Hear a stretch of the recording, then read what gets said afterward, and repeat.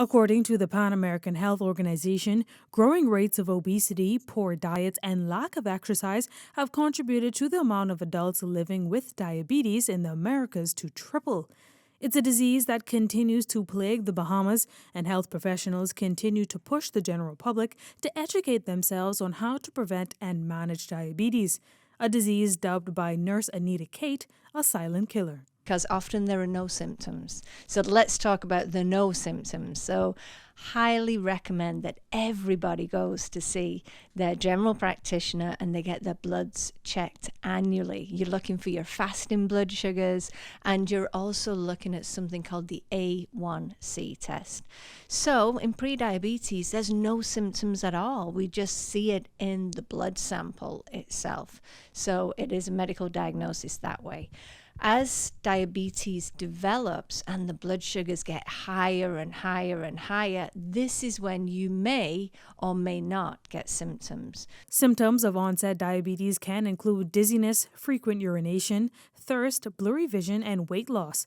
Dr. Ariane Davis Simmons speaks to some of the trends she's seen in the Bahamas while treating patients. Type 2 diabetes is the most common form of diabetes. So that's 90% of individuals who have diabetes will have type 2. Because type 2 diabetes is very much linked to being overweight and obese, that's one of the major risk factors. We are seeing onset at a younger age because we're seeing more obesity. So even in children, we're seeing pre-diabetes and diabetes if there is a coexisting obesity. Tend to see more females just because females tend to seek care earlier and do more preventative care than men. But that does not mean that there's more disease prevalence in women in comparison to men.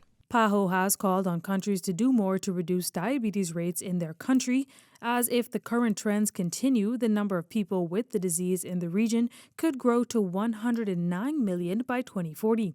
Both health professionals have this advice and warning of complications for the public. What really works is a reduction in, first and foremost, the sugars in your diet. So choose to put them on one side. So these would be sugary drinks. That would be one thing. Your Coke sodas and your juices and all these types of very sugary drinks. And also don't overconsume coconut water, even if it is from the tree, because that too can have a lot of sugar in it. So complications of diabetes can all be prevented with good sugar control.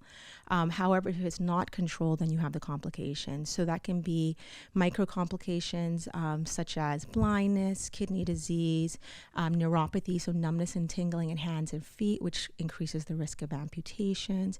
It can also increase your risk of heart attack and strokes. Be sure to visit acediabetes.com if you have any more questions. Tyler Simonet, Eyewitness News.